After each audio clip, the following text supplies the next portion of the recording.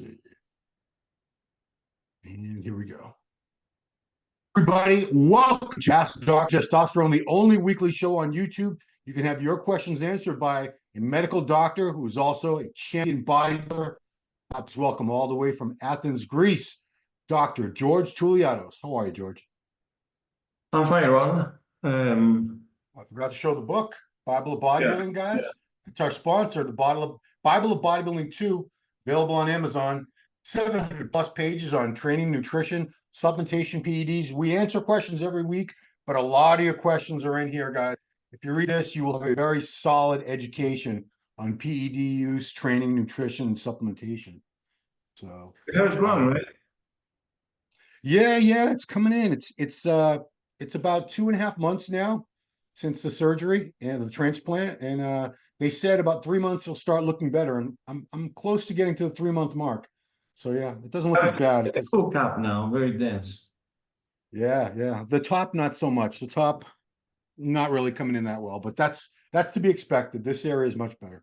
But look at how thick your hair is. Wow. It's a crazy how thick your hair is. Well, Doc, we got some great questions. The first one we've had before, it's a gentleman asking, do you suggest taking a break from human growth hormone or maybe taking it just 5 days a week? Why the print is really small. Currently taking the 1 IU fasted in the morning and 1 IU before bed every day. 51-year-old man. Do we take breaks from GH? No, we don't. I mean, at this age, we don't produce significantly. Or you can use some secretagogues like ipamorelin, sermorelin, GSRP6, MK677. But if you can afford it, nothing beats the GH, the real deal, that increases the HF1 significantly. And it does the whole job, so much better than the fragments of using some fragments of GH that do different jobs. So personally, I use it all year round for years now. This whole thing about doing 5 days on, 2 days off, I think that just came from people trying to save money. There's no reason to do that, right? Yeah. And during the weekend, perhaps they're using some GHRH peptides. Okay, gotcha. Yeah, but if you can afford it, guys, GH every day, Go for it. rest of your life, go for it. Next one is, can red rice yeast substitute 5 milligrams of Crestor, Rosuvastatin, lowering LDL cholesterol the same as a statin? If yes, what dosage of red yeast rice should I use instead of a statin? Listen, 5 milligrams of Rosuvastatin, which is the Crestor, is the lowest dose. Connor uses this, I'll be using this. But the main thing that statins do is lower the inflammation in the endothelium and make the plaque solidified, hard plaque, instead of being soft plaque. Now, the red rice yeast is a plant-based statin that can lower the LDL and the total cholesterol, but I'm not sure how well it does the job in this parameter. But definitely, you can use 600 milligrams with all meals. That goes perhaps 3 grams of red rice yeast a day. But I don't think now cardiologists would accept this. I don't know, perhaps it's the money, the sales from prescribing statins. But definitely, my formula that has red rice yeast, polycosanol, resveratrol, niacin, and phytosterols can lower your LDL below 100 without a statin. Yeah, because statins do have side effects. They do have, so they do rhabdo that affects, apart from the muscles, the liver, excessive rhabdo of the kidneys, but also they lower the Q10. That means lower energy production in the myocardium. And also they do insulin resistance, they raise A1C in the long run. Wow. So if you establish some insulin resistance, you have bad quality of vessels, of arteries. That's actually not good for cardiology. See? Wow. So a lot of reasons to do it the natural way if you can. And also it lowers testosterone because no cholesterol synthesis, no steroids in the natty people, okay? Yeah. But yet it's a problem. Wow. So wow, who would have thought that a supplement could be better in some ways? All right, let's talk about fasting. A lot of people think fasting has benefits. What do you believe about water fasting for 24 to 72 hours? Is it good for your health? I'm not asking from a bodybuilding perspective, but general health. Well, 24 hours is okay, acceptable. I've done this as a student without knowing anything about fasting because I had a large meal the day before. Yeah. But come on, 72 hours, you have to be a monk and lay down in the bed. I mean, it's too much. It's overkill. It has some benefits in the autophagy, in the insulin sensitivity in the short term, because in the long run, you waste muscle and you have insulin resistance. But it can lower your free testosterone because the HHBG will elevate in the absence of insulin. Of course, it's catabolic because there's no IGF-1, no insulin. It's lower free testosterone. Now you start producing perhaps a little bit of keto bodies that give you a good mood. Definitely, you don't produce fast type of energy out of burning the carbs, You start with some fat. You deplete your glycogen storage, you feel crappy, you cannot flex, you feel fatigue. But just 24 hours, then you start producing keto bodies in the third day or fourth day, from the liver. I don't recommend fasting to people that lift. You can for people that run, that do jogging, that perhaps they meditate. If you're a student, it's not a good idea to fast because this thing needs some sugar, okay?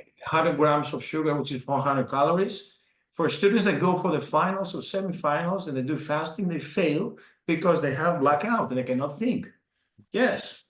So what are the actual, are there any real health benefits? Should people There are. fast? Yeah, there are. The autophagy, also it lowers IGF-1 perhaps in cancer, okay, in such cases.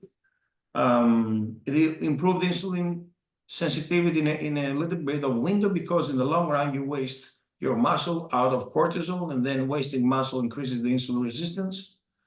But you need to consume some BCAAs at least, okay, to protect the skeletal muscle. Yeah, well, you guys can fast. I'm not going to fast. You guys can try it if you want to. Well, the That's only just- fasting window is 9 p.m., 9 a.m. from dinner to breakfast, and that's all.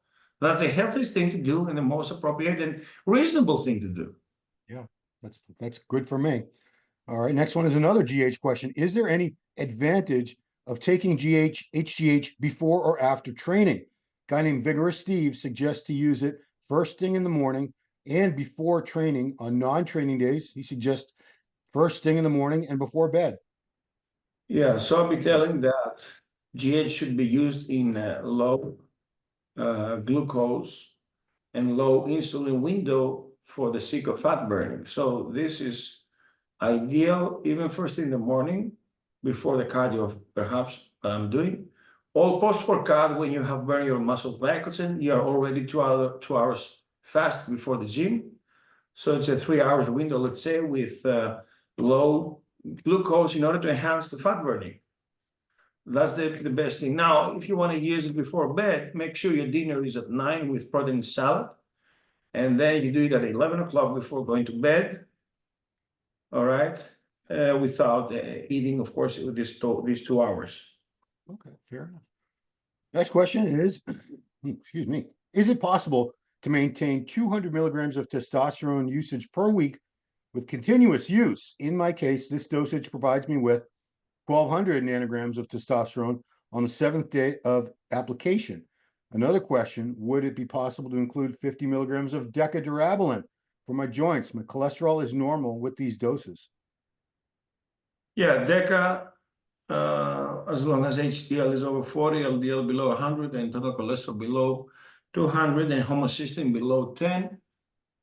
Yeah, it can be implemented, but also you need to have hemoglobin below 18, a blood pressure within normal range, liver enzymes below 50 for a brief period of time, okay?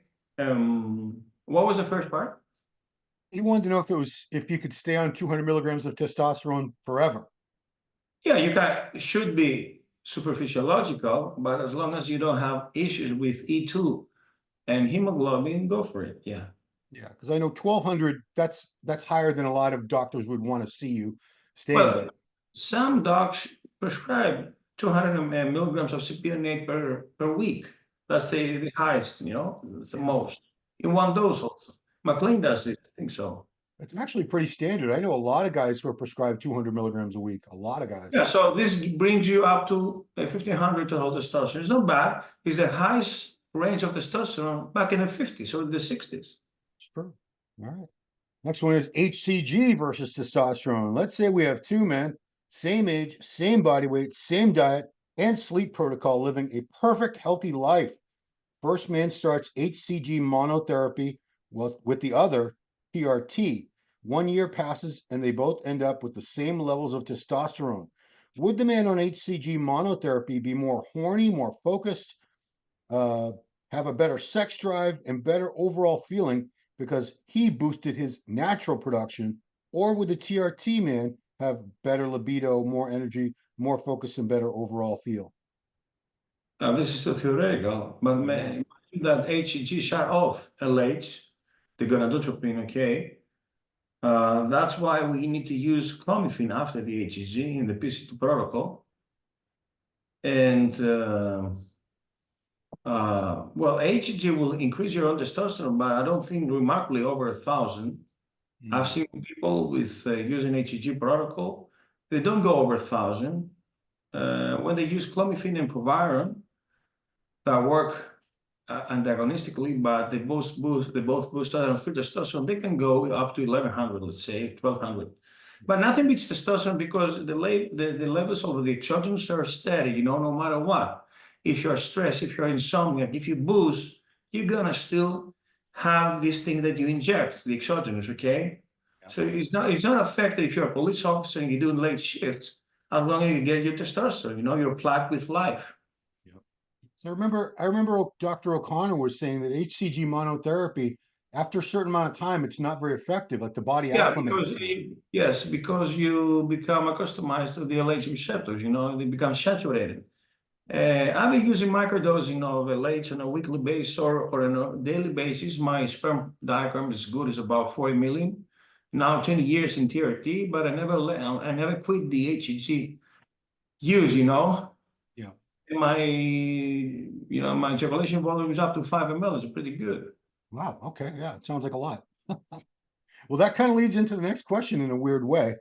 Have you ever had a male porn star as a patient? If yes, plenty. Could you please share his protocol and dosages as well? What do they take to be able to perform at that level? Oh yeah, listen, these guys, they have the Finajet with the Carbojet, yeah. So it's injected something like nitric oxide in the penis, okay, which is an artificial erection, like taking Cialis or Viagra together. But in the chemistry part, we need androgens to be horny. So apart from testosterone, we use proviron, masteron that crush this HCG and increase the free testosterone. They also use some testosterone creams in the balls, for immediate rush of testosterone. And of course, HCG in order to have the cum shot, which is very, very fascinating. Yes. Yeah. I've been using HCG now I got it from Frontline Alternative, our friend Andre. I've been on it for about 2 months, and that's like the only thing I really notice is a little more testicular volume and a little more of that semen volume. But I thought I'd get like more jacked. I thought it would have like bodybuilding effects on me. Not really. Did it affect your mind, your mood? I mean, I also quit smoking marijuana when I got the hair transplant. I feel a lot smarter than I did before, but I don't know. Really? Yeah, you can't smoke because THC, it interferes with hair regrowth. It makes your hair shaft. The weed made you more blurry and foggy? No, it definitely made my memory was worse. My short-term memory was worse. I was losing some cognitive function. My vocabulary I was having issues remembering words. I was getting dumb, smoking every day. So I quit. I'm never going to smoke it again. Hallelujah. All right, here we go. But not by choice. It was just for my hair. Next one is the most interesting question. Okay. Oh, the most embarrassing question. Is it possible to, oh God, you didn't say no to this question, to let's call it penis, not the D word that he used. Is it possible to make the penis grow injecting GH and DHT variant like Masteron into it? I heard DHT is the main reason for the development of the penis. Well, several people have asked me to prescribe them overseas to the pharmacy that I cooperate with DHT cream. Now, DHT can increase the size of the penis, but during puberty, you know, not in older people. Mm. And low DHT or 5-reductase enzyme, how you say, 5-reductase enzyme potency or activity can affect the genitalia size. I think in Puerto Rico somewhere, or Dominican Republic, there are people with deficiency of 5-reductase enzyme, and they have small penis, for instance, and they use DHT cream. But DHT cream is really horny. It makes your hair thin. It makes you break out, you know, with acne. But it can make the erection harder. It can make you leaner down in the pubic area because you burn the fat. So it appears, in a way, gives you the illusion of a longer penis, you know?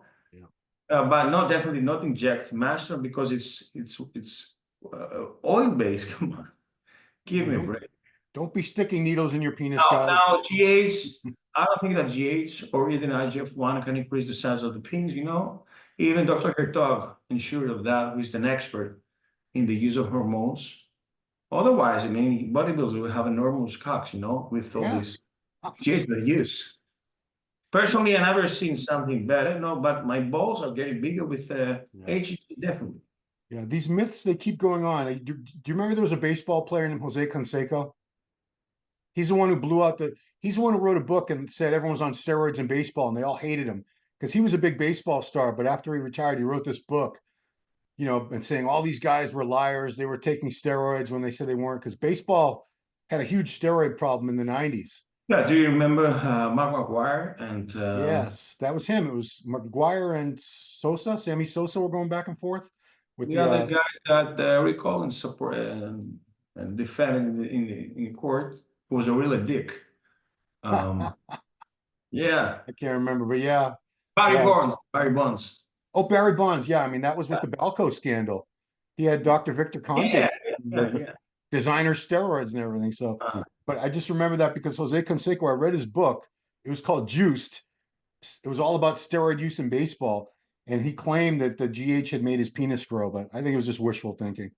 Otherwise, like you said, every bodybuilder would have like a porn star penis, basically. So, all right, we're almost through.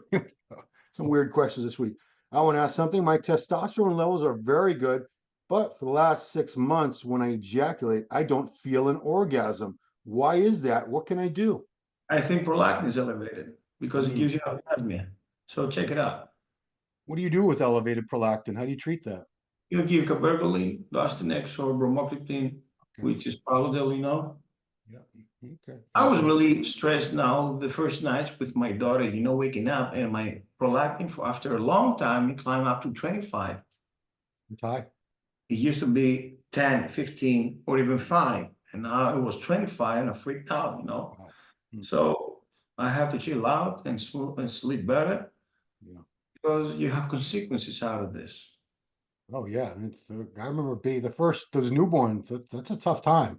The babies, they wake up like 5 times a night. But you told me that Lee Haney was living in the other part of the room, and I have also engagement.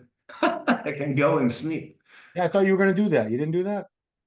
Just one when I got, you know, when I had an argument, but you know, it's really lonely. It's quiet, of course, but you know, when I was a bachelor and then I met Nancy, it was different for me to share the bed. Now that I'm sharing the bed, it's different for me to sleep alone. I get what you're saying. Yeah.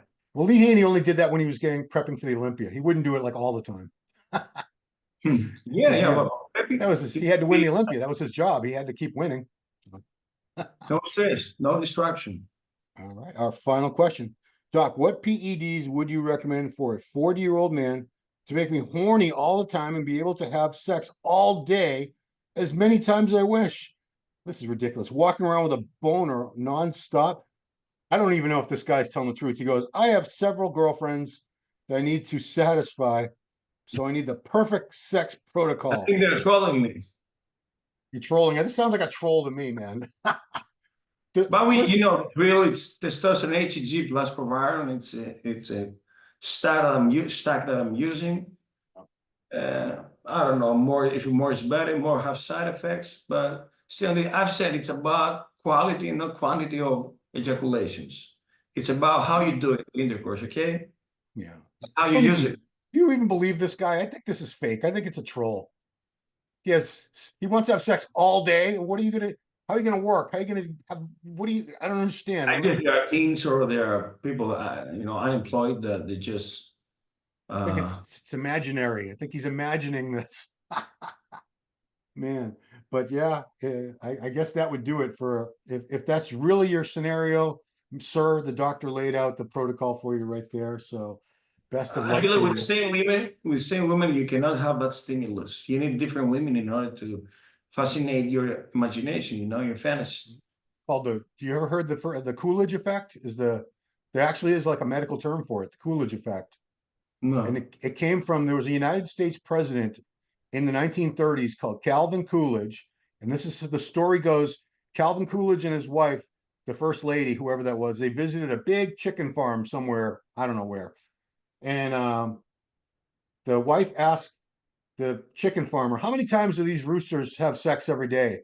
And the farmer says, "Oh, I don't know, 20, 30, sometimes 40 times a day." She goes, Oh. "Tell that to Mr. President."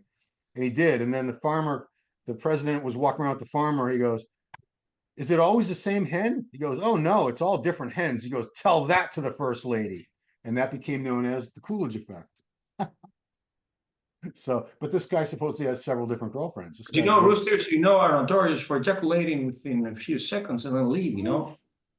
They don't get tired to have sex. So just that, and we have a expression in Greek that you fuck like a rooster, meaning you just come and leave. Yeah. Wow. A few seconds, man. You could get a lot more done in your life that way, I guess. Anyway, man, that is our questions for this week, guys. If you have questions for the next episode, please leave them in the comments below. We're very, very fortunate to have Dr. Touliatos here every week answering your questions. You can't get these answers from your doctor, your primary care physician. You certainly don't want to get them from your gym bros. They don't know anything.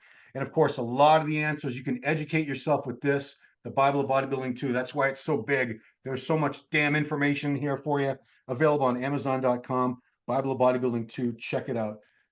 Doctor, thank you so much for doing the show every week. We appreciate it. And guys, please support the channel, like, subscribe, share the videos, get the word out there so we get some more views and more people getting this great knowledge from Dr. Touliatos every week. So, ask Dr. Testosterone for Dr. Touliatos and myself. Thanks for watching. We'll see you next time.